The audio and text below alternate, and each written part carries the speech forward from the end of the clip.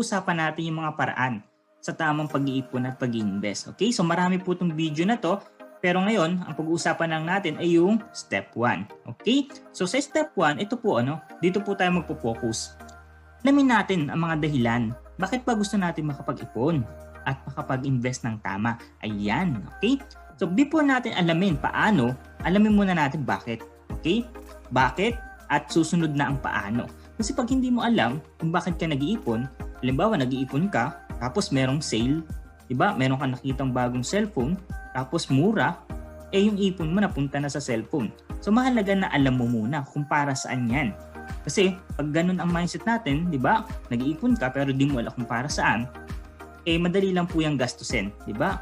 Lalo na ngayon, di ba? Online, napakadami po nating pwedeng pagkagastusan, di ba? Delivery, di ba? Free shipping, napakadali lang po. So mahalaga muna na alamin natin yung mga dahilan o para saan yung ating pinag-iipunan. Okay?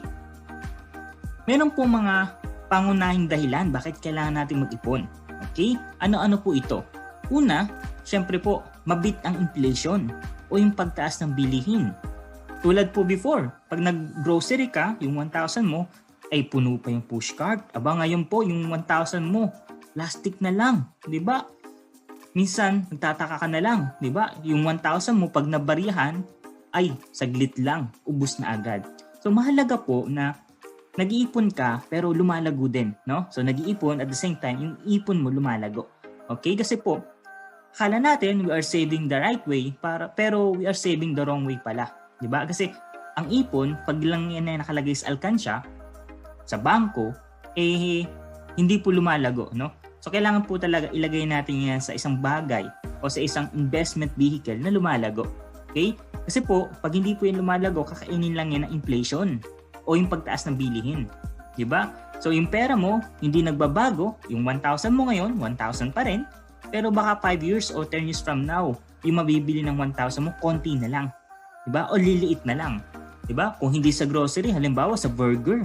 Diba? Dati, yung isang burger, sa 100 pesos mo, ang laki pa. Pero ngayon, 100 pesos mo, sobrang kulang na, bitin na, di ba? So mahalaga po na nag-iipon tayo pero dapat sa tama, okay? At dapat lumalago po siya, okay? Pangalawa po, syempre ma-achieve ang goals mo, ma-achieve ang dreams mo. So mahalaga po na meron kang mga goals and dreams, di ba? Kasi yun po yung kailangan nating paghandaan, kailangan natin siyang isulat, di ba? Isulat natin yung mga goals mo, yung dreams mo, okay? So dito, ano ba yung mga goals mo? Diba? Ano ba ang mga investment goals and dreams mo? Halimbawa na lang, gusto mong makapagtapos ng pag-aaral lang yung anak. Diba? Paghandaan ang iyong pagtanda o yung retirement mo. Makabili ng dream car or dream house mo. Diba? Makabayad sa mga utang. Makapag-travel. Diba? And makaalis sa kahirapan. At mabigyan ng magandang kinabukasan ang iyong pamilya. So ilan lang po ito sa ating mga investment goals and dreams. So ngayon, bago po tayo mapunta sa kung paano ka mag-iipon, kailangan ito muna. Okay? Ito yung step 1. Ito yung ilatag natin. Ito yung pag-usapan natin. Ano ang mga goals and dreams mo? Kasi po, pag hindi mo alam kung para saan ka nag-iipon, para ka pong bumabiyahe, di ba? O nagta-travel pero di mo alam kung saan ka papunta.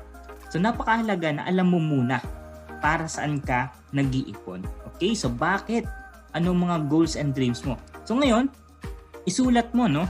After you watch this video, no? Sa isang notebook, di ba? Gawa ka ng i-write down all your goals and dreams. O kaya kung kaya mo, maggawa ka ng dream board, no?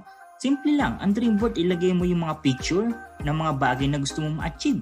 Napaka-effective po nun. Kung gusto mo matupad ang mga pangarap mo, gawin po natin yun. Kung ang na-future mo or nagde-dream mo na magkakaroon ka ng magandang buhay, gusto mo magkaroon ka ng maayos na retirement, ilagay mo po doon, no? And then lagyan mo how much ang gusto mong retirement. So very important na meron kang goals, okay? Meron kang dreams. So yun po yung ating step 1, okay?